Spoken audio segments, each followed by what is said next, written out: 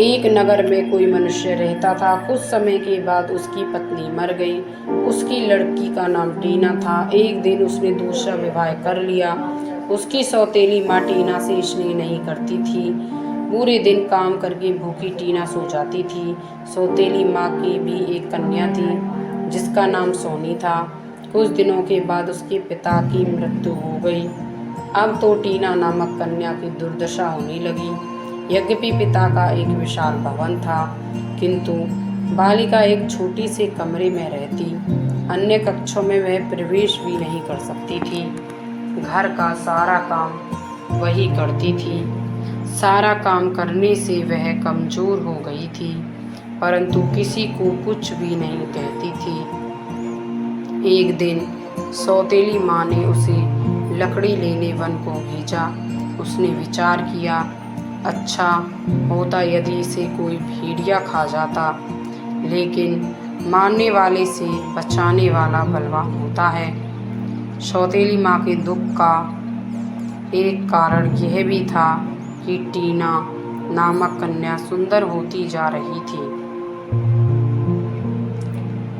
एक दिन सौतेली माँ ने दोनों कन्याओं को कहा, गांव के तालाब से मछलियाँ पकड़ लाओ। जो अधिक मछलियाँ नहीं लाएगी उसे रात्रि में भोजन नहीं मिलेगा।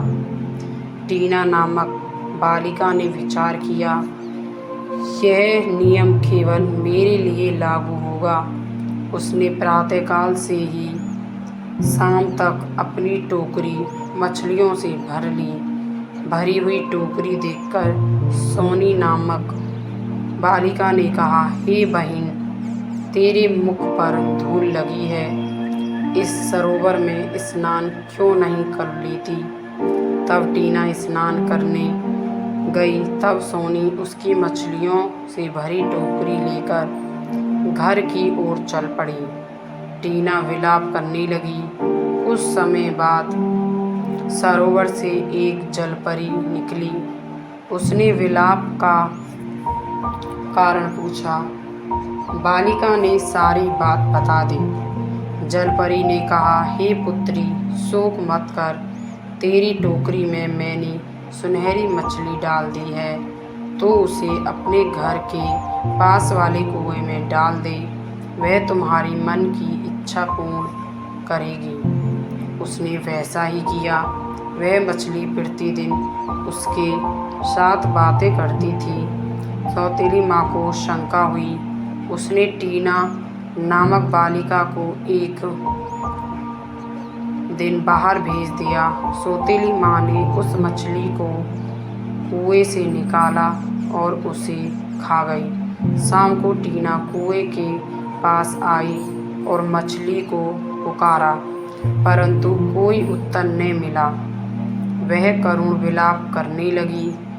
तब जलपरी ने कहा, शोक मत कर, मछली की हड्डियों को अपने कमरे में गाड़ ले। टीना नामक कन्या ने वैसा ही किया। उस समय उसे एक सुंदर साड़ी मिली। दूसरे दिन उत्सव था। सौतेली माँ ने चावल और चने मिलाकर टीना नामक कन्या को कहा, तो इन चावलों में से चनों को अलग कर। ऐसा कहकर सौतेली माँ अपनी लड़की के साथ मेला देखने चली गई। आंसू बहाती हुई कन्या ने विचार किया, मैं साड़ी पहनकर मेले में कैसे जाऊंगी। उसी समय हजारों चिड़ियाएं वहां आ गईं। क्षण भर में ही चावलों में से चनों को अलग कर दिया। वह सीधी साड़ी और जूते पहनकर राजकुमारी की तरह मेले में पहुंची। उसे आई देखकर सोनी ने माँ के कान में कहा, यह बालिका तो राजकुमारी जैसी लग रही है, क्या यही टीना है। सौतेली माँ को देखकर टीना नामक बालिका भय के कारण भागने लगी। उसका एक जूता वहीं गिर पड़ा। एक राजपुत्र उस जूते को देखकर मोहित हो गया तथा उसने सैनिकों को आदेश दिया राजकुमारी को राजभवन में लाओ। सैनिक ढूंढकर उसे वहां ले आए। सुंदरी बालिका को देखकर राजपुत्र ने उसे महारानी बना दिया। यह देखकर सौतेली माँ बहुत दुखी हुई। एक दिन पिता के श्राद्ध में टीना अपने पिता के घर आई। ऊपर से प्रश्न सौतेली माँ ने कहा, पेड़ से नारियल के फल तोड़कर याचकों को बांटो। जब वह वृक्ष पर चढ़ी तो सौतेली माँ ने वृक्ष को काट दिया। वह स्वयं रोती हुई राजा को कहने लगी, हाय, मेरी पुत्री नारियल के वृक्ष से गिर गई और मर गई है। गिरी हुई बालिका को उठाकर एक वृद्धा स्त्री अपने घर ले गई तथा उसका उपचार भी किया।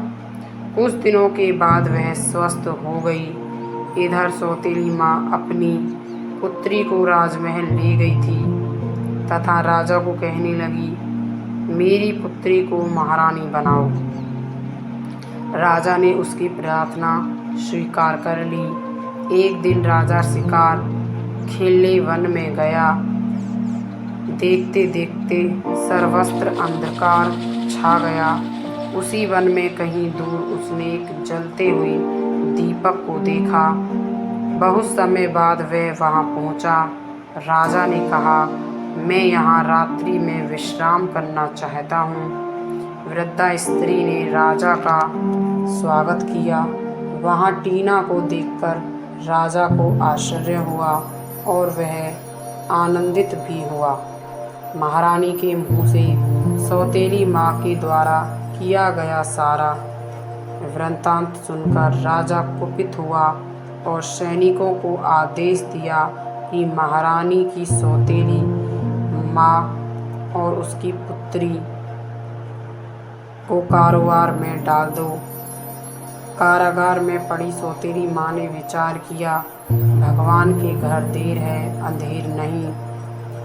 कहानी अच्छी लगी हो तो वीडियो को लाइक और शेयर करें और एक प्यारा सा कमेंट भी करें और ऐसी ही कहानी सुनने के लिए हमारे चैनल को सब्सक्राइब भी करें। फिर मिलते हैं एक और नई कहानी के साथ। तब तक के लिए धन्यवाद दोस्तों।